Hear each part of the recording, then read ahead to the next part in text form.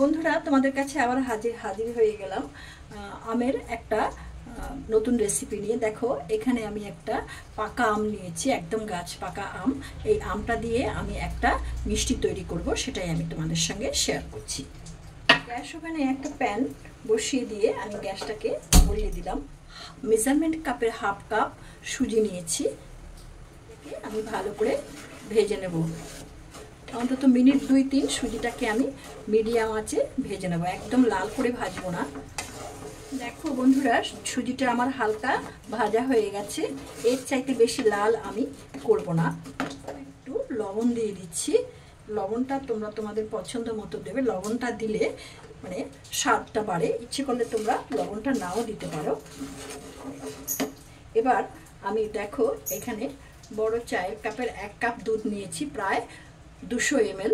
এইটা আমি এর মধ্যে দিয়ে দিচ্ছি। দুধটা আমি আগে ভালো করে ফুটিয়ে একটু ঘন করে রেখেছিলাম।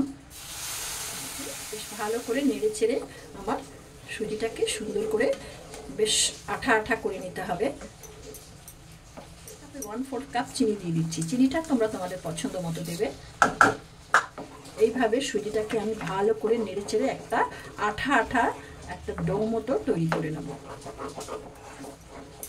এখানে দেখো আমি যে আমের পাল্পটা বার করে নিয়েছি, এটাকে অল্প অল্প করে চামচ দিয়ে দিয়ে আমি এর মধ্যে মিশিয়ে নেব।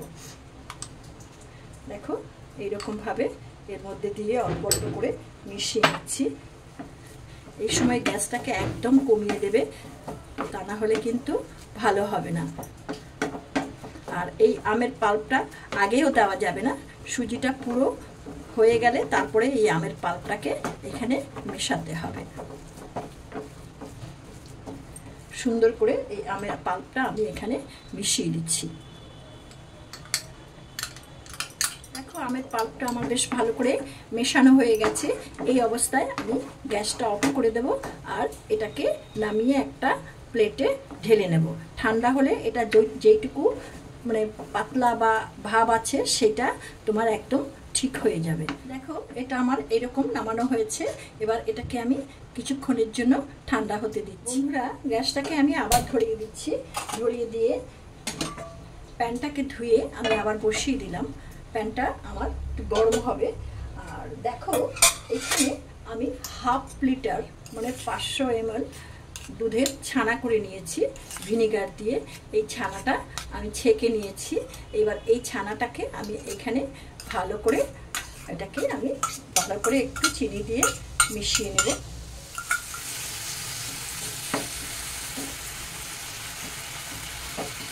আমি অল্প একটু চিনি দেবো, কারণ আমি একটু অল্প চিনি খাই। এখানে 2 চা চামচ চিনি আমি এই 1/2 লিটার দুধের ছানার জন্য দিয়ে দিলাম। এবার চিনিটাকে দিয়ে এটাকে আমি ভালো করে শুকিয়ে নেব। দেখো ছানাটা আমার বেশ সুন্দর চিনির সঙ্গে মিশে বেশ সুন্দর হয়ে গেছে। এবার এর মধ্যে আমি একটু ঘি দিয়ে দেব। একটু ঘি দিয়ে দিলে বেশ ভালো লাগে, গন্ধটা বেশ সুন্দর হয়। আমি এখানে 1/2 চা চামচ ঘি দিয়ে দিচ্ছি। এটা আমার হয়ে গেছে। এবার আমি গ্যাসটা অফ করে দিচ্ছি। এখন এটাকে পুরো আমি ঠান্ডা হতে দেব। দেখো বন্ধুরা, চিনি দিয়ে ছানাটা যে আমি জাল করে নিয়েছি সেটা আমার ঠান্ডা হয়ে গেছে।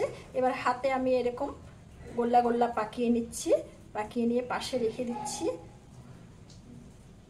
একটা মোটামুটি একটা সাইজ আন্দাজ মতো একটা করে আমি একটা পাকিয়ে নিচ্ছি। দেখো এখানে আমার 7টা হয়েছে, 7টা গোলা হয়েছে। এইবার আমি এটাকে একটু সরিয়ে নিচ্ছি। এইখানে এই যে সুজির যেটা আমি ডোটা তৈরি করে রেখেছি এটা দেখো, এবার হাতে এটাকে বেশ সুন্দর করে একটু মেখে নিচ্ছি।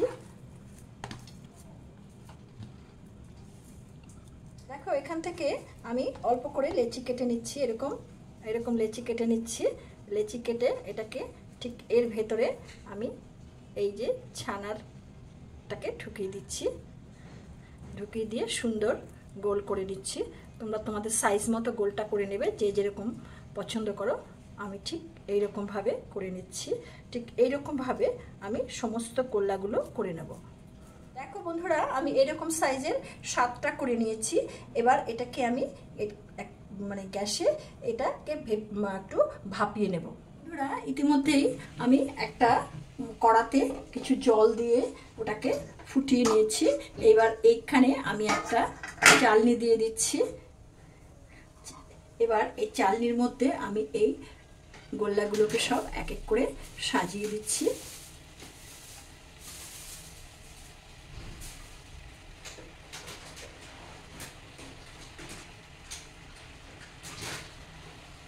দেখো, এটাকে আমি এবার এই ভাপে 10 মিনিট এটাকে আমি ভাপিয়ে নেব। 10 মিনিট হয়ে গেছে বন্ধুরা, ঢাকনাটা তুলে নিচ্ছি। দেখো, বেশ ভাপে খুব সুন্দর সেদ্ধ হয়ে গেছে। এবার আমি গ্যাসটা অফ করে দিচ্ছি। এবার এটাকে ঠান্ডা করে 1 ঘন্টার জন্য ফ্রিজে রেখে দেবো। বন্ধুরা দেখো, আমি এটাকে 1 ঘন্টার জায়গায় 2 ঘন্টা ফ্রিজে রেখেছি। ফ্রিজ থেকে বার করে নিয়েছি। তো এবার এটা দেখো কি সুন্দর একটা মিষ্টি তৈরি হয়েছে। খুব সাধারণ জিনিস দিয়ে তৈরি, সেটা তো তোমরা দেখলে। তো এইভাবে আমরা পাকা আম দিয়ে সুজি দিয়ে মিষ্টি তৈরি করে নিতে পারি। যখন ইচ্ছে হয় তখনই সেটা করে খেতে পারি। তো আমার এই ভিডিওটা যদি তোমাদের ভালো লেগে থাকে তাহলে আমার এই ভিডিওটাকে একটা লাইক করবে, বন্ধু বান্ধবদের সঙ্গে শেয়ার করবে, যাতে তারা আমার এটা দেখে জানতে পারে।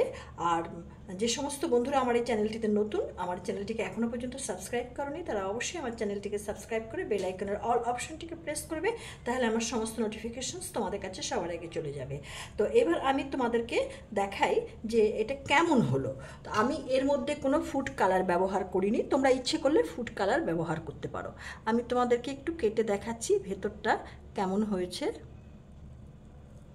দেখো কি সুন্দর হয়েছে ভেতরটা কাটা, বেশ ভেতরে যে ক্ষীরটা দেখা যাচ্ছে, আর বেশ সফটও হয়েছে, খেতেও বেশ ভালো হয়। তো তোমরা এটা করে খেতে পারো। তো ভিডিওটি আজকে তোমাদের এই ভিডিওটি দেখার জন্য অসংখ্য ধন্যবাদ। তোমরা ভালো থেকো, সুস্থ থেকো। আবার তোমাদের সঙ্গে দেখা হবে নতুন কোনো ভিডিও নিয়ে।